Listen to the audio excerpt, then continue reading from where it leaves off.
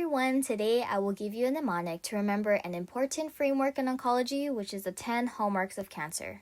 I will introduce 2 ways to memorize this, so we will start off with an acronym, then I'll show you a scene based on that acronym to help you further solidify this topic. I think that acronyms can be really helpful, but sometimes up until a certain point, and after that they can start to get kind of confusing. For example, when we're memorizing the major anterior pituitary hormones using the acronym FLAT-PEG, it could possibly be tricky to remember what the T stood for, especially compared to the T in dozens of other acronyms that also include that letter. So I hope that both the acronym and also the sketch will be helpful in your studies. Here's a nice image that summarizes the 10 hallmarks of cancer, and this is the acronym that we will be using, so giving lays in Waimea. Each letter in the parentheses stands for a hallmark. For those of you who have never been to or heard of Waimea, it is a town on Kauai, so here's a little video showing the town.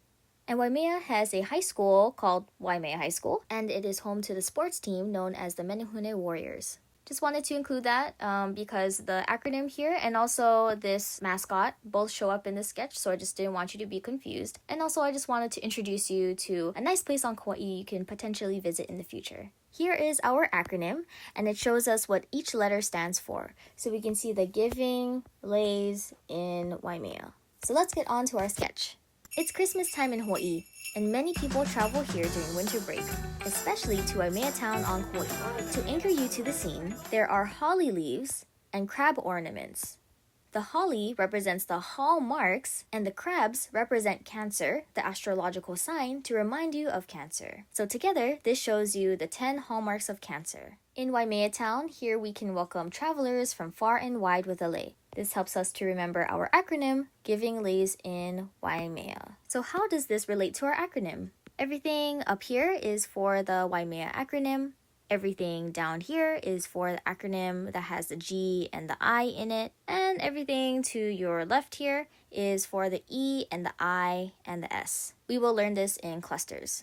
This kid is driving a Jeep, which kind of sounds like genomic, and he is driving the Jeep on uneven pavement. So let the Jeep and the uneven pavement remind you of genomic instability. This kid loves driving in style. Look at those flames. Let the flames represent cancer-promoting inflammation. We can welcome new visitors with some leis, but also with a balloon. Notice that this balloon is thankfully not popped. Let this balloon remind you that cancer cells evade apoptosis. We can see in the background we have a gardener that has a lot of work ahead of her. She's spraying some weeds with an herbicide, but it doesn't seem to be working. Look how strong these weeds are. Let these weeds that are insensitive to the herbicide represent insensitivity to growth inhibitory signals. This gardener also has some fertilizer, and so let this fertilizer represent self-sufficiency in growth signals, since we can use this fertilizer to make plants grow. Now let's focus on the acronym Waimea. Hey, someone left their water bottle here on this stone wall. And water bottle kind of sounds like Warburg, doesn't it? Let this water bottle represent the Warburg effect. Notice that the A's in Waimea are both colored in red. The color can remind you of blood or blood vessels, so let the A represent angiogenesis. Remember that Waimea High School is home to the Menehune Warriors. This I is next to a strong Menehune warrior. So let the strong warrior represent the I in immortality.